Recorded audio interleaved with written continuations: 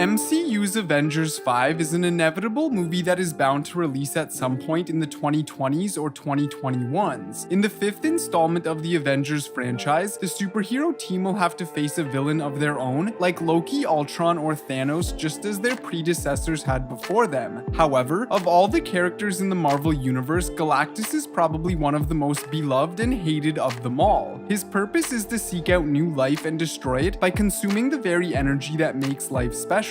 Despite his purple armor and spiked helmet, fans have been reading the character for more than 40 years, and his actions in the Marvel Universe have shaped events as much or more than those of Thanos, which is saying something. Stan Lee wanted an opponent who is not driven by evil, but rather an insatiable hunger. Galactus does not kill out of malice, his motives are the same as a man dying from starvation. However, with all that has been published and written about Galactus, there is still a lot that isn't known about him. From the time he was eaten by zombies to the truth behind his iconic design, here are 10 subtle hints fans are ignoring about Avengers 5 Galactus.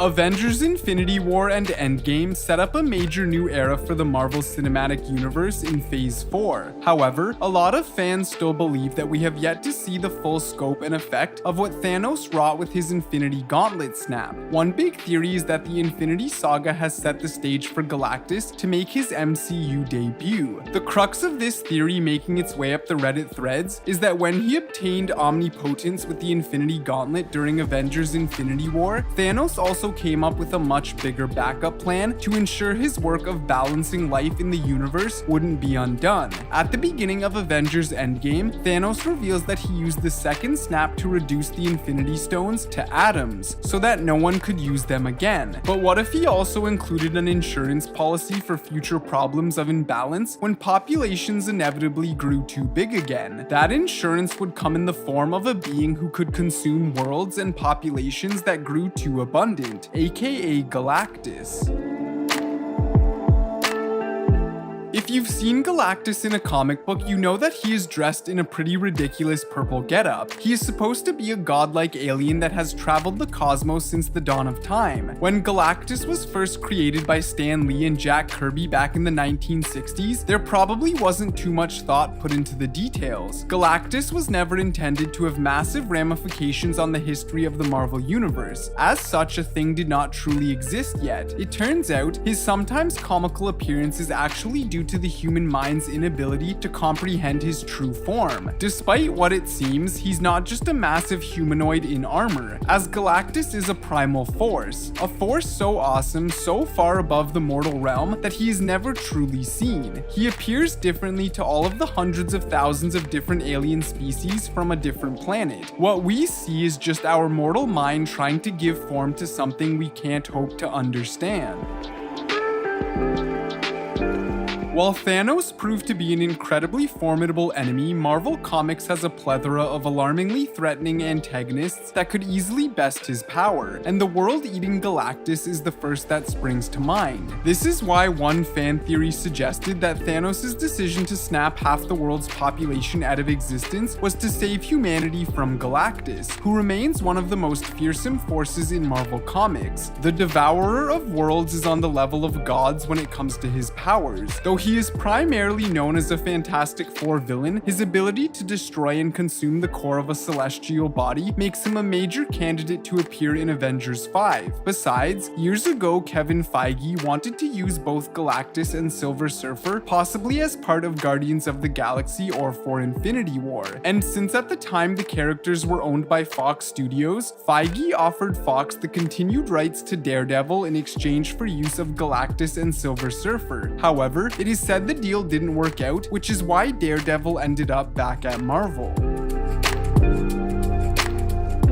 Galactus got his godlike powers thanks to the Phoenix Force. The Phoenix was a cosmic creature from the previous universe, and since Galen was only able to survive the Big Bang and was reborn as Galactus, it is believed that it happened due to the Phoenix Force, which decided to help him at that moment. That is why Galactus is one of the most powerful beings in the entire Marvel universe. He has godlike powers which include cosmic awareness, telepathy, telekinesis, energy projection, size alteration, regeneration, matter transmutation, creation of life, resurrection, soul manipulation, teleportation, creation of force fields and interdimensional portals, recreation of dead worlds, and destroying multiple solar systems simultaneously.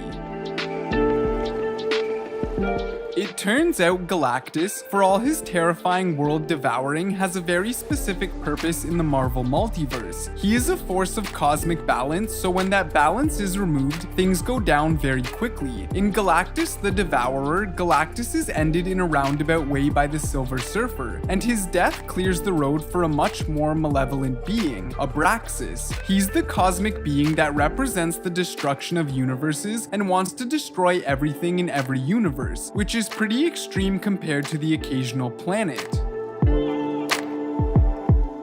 Galactus would definitely be a character who could explore some very weird concepts from the comics, such as the fact that there have already been 6 previous iterations of the multiverse, and that Galactus was the last survivor of the 6th. So should the MCU want to delve deeper, he would be the best choice. Another fact that goes to the plus side is that Galactus was given his power and position as the Devourer of Worlds by the 6th Cosmos, the literal embodiment of the 5th multiverse. Having the Fantastic Four in a central role in an Avengers movie would go a long way in establishing them for the wider audience, which brings up the question, why not just have a Galactus-focused story be a Fantastic Four movie with appearances from the Avengers instead? This could be done in the same manner of how Captain America Civil War had roles for the majority of the Avengers, but was still a movie focused on Steve Rogers.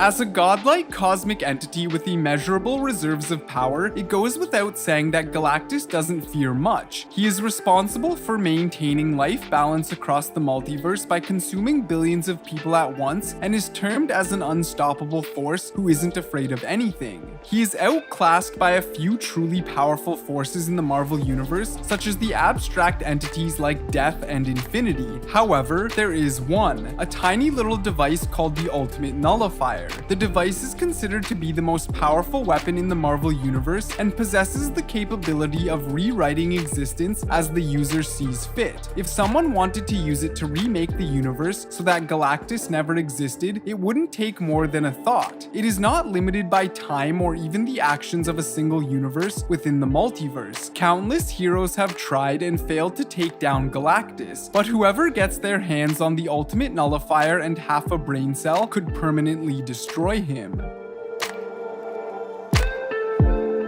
When Galactus emerged from his crashed vessel on an unnamed planet in the new universe, he was a being of pure raw energy. That presented something of a problem, seeing as the power cosmic is so incredibly powerful that if it weren't contained, it would wreak havoc throughout the universe. Because of this, Galactus realized he needed to contain his energies within some form of armor, so he set about creating it before moving out into the universe to consume whatever life he came across. However, if you think that Galactus's armor gives him an extra defensive edge in battle, you are wrong. That armor isn't for the safety of Galactus, but rather for everything else around him. The power cosmic is insanely powerful. Making armor to protect the universe from himself is a pretty heroic move for someone we usually see as a villain, which also proves that Galactus is one of the most powerful characters in the Marvel Universe. One of the most distinctive features of Galactus has to be the fact that he is a giant humanoid who wears clunky-looking purple armor. However, it turns out his appearance is rooted within the eye of the beholder. The reason for this is simple enough, as Galactus's very nature is that he is an elemental force of the cosmos who cannot be perceived by lower sentient life forms. So, since no one can properly see what he looks like, their minds fill in the gaps based on their own physiology and religious beliefs. When Reed Richards was put on trial for bringing Galactus back to life, it was revealed that each interstellar race saw Galactus as something different than what humans saw. Though for a human, he appears as a humanoid god, he looks like whatever suits their theology and biology for other species. Galactus hails from a dimension that existed before the Big Bang, which means he is technically not a being from our universe. He is the only being from his own dimension to have survived the creation of ours. In the pre-Big Bang universe, Galactus was a space explorer named Galen. The Big Crunch is leaking radiation all over the universe, and the planet Tay is in the line of fire. As the residents of Tay were killed by the radiation, Galen convinced a few of the survivors to fly into the Big Crunch, where they would either find an escape of their plight or die a glorious death. The crew were killed as the ship entered the center of what was now becoming a cosmic egg, where the next universe would be born. Galen survived, however, and he was reborn as Galactus. One of the first Watchers witnesses his birth and forgoes the chance to destroy Galactus due to the Watcher's oath of inaction.